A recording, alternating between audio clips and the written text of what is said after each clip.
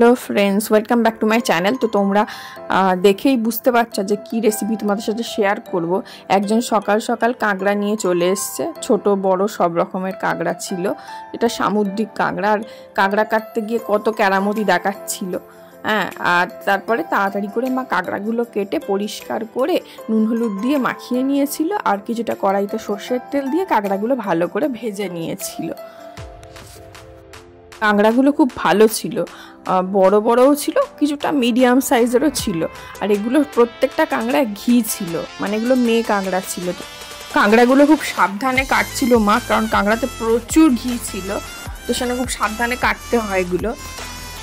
আর এইকে দেখো, মা কাঁকড়াগুলো ভেজে অলরেডি তুলে রেখেছে। তারপর কড়াইতে আরও কিছুটা সর্ষের তেল দিয়ে তাতে একে একে রসুন কুচি দিয়েছিল, তারপরে গ্রেটেড পেঁয়াজ, একটা কাঁচা লঙ্কা, এটা হচ্ছে আমাদের গাছের লঙ্কা, এটা পেকে গেছিল তাই জন্য লাল লাল দেখাচ্ছিল। আর আদা বাটা কিছুটা দিয়ে একটু কষে নিতে হবে যতক্ষণ না এর কাঁচা গন্ধটা চলে যায়। তোমরা ভাবতেই পারো একটা মাত্র কাঁচা লঙ্কা, আর এই একটা কাঁচা লঙ্কাতেই এত ঝাল হয় বলার নয়। এটা সেই দার্জিলিংয়ের বিখ্যাত লঙ্কা, যেটা লঙ্কা গাছ করা হয়েছে যে লঙ্কা থেকে, তো সেই গাছে প্রচুর এরকম লাল লাল লঙ্কা হয়। এটা ডালে লঙ্কা, এটা প্রচণ্ড ঝাল হয়। এটা হচ্ছে দার্জিলিংয়ে মোমোর সাথে সস যেটা দেওয়া হয় এই লঙ্কা দিয়ে তৈরি হয়।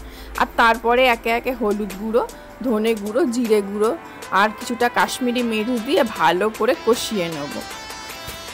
কষাতে শুকনো হয়ে এসছে, মানে পুড়ে যাওয়ার সম্ভাবনা, তাই জন্য একটু জল দিয়ে আবার ভালো করে কষিয়ে নিতে হবে যতক্ষণ না তেল ছেড়ে আসছে মশলা থেকে।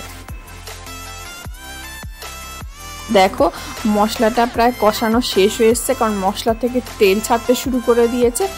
আর এই পর্যায়ে কিছুটা টমেটো কেচাপ দিয়ে দেবো।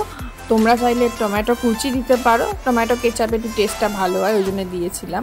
আর তারপরে একটু গরম মশলা গুঁড়ো দিয়ে দেবো, দিয়ে আর একটু ভালো করে কষিয়ে নেব।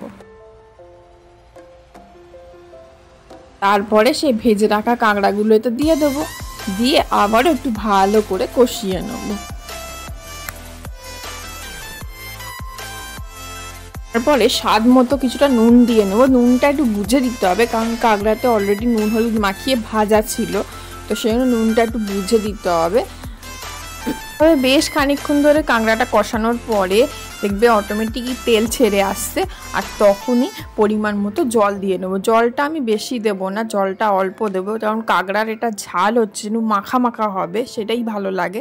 আর তোমরা চাইলে এটা কুমড়ো দিয়েও করতে পারো। আমার মা সবসময় কুমড়ো দিয়ে করে, এইবার প্রথম আমি দেখলাম কুমড়ো ছাড়া করলো। আমার ঠাকুমা এই কুমড়ো দিয়ে করাটা মাকে শিখিয়েছিল, তো কুমড়ো দিয়ে করলেও কিন্তু খুব ভালো টেস্ট হয়। সঙ্গে আলুও দিতে পারো, তো আমি শুধুই করতে বলেছিলাম তাই করেছি। আমার কাঁকড়ায় জল কমে এসছে, এইবার আমি নামিয়ে নেব। কি কেমন লাগলো কাঁকড়ার রেসিপিটা? তোমরা অবশ্যই বাড়িতে একবার ট্রাই করো, আশা করছি খুব ভালো লাগবে। Of course, if you like my video, please do like, comment, share, subscribe to my channel and hit the bell icon to get more notification and update also. Thank you.